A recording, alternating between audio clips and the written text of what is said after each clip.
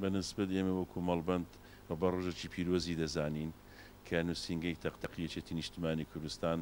لە شارۆچکەی تەقتەق ڕێزلێنانی بۆ پیاوی تێکۆشەر و ماندوونەناس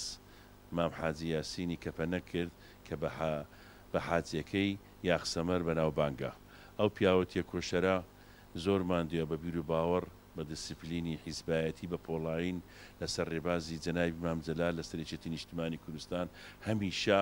دڵسۆزی و پەرۆشی خۆی مەبدە و بیر و باوەڕی خۆی دەربڕیوە بۆیە خۆشە بە چاوی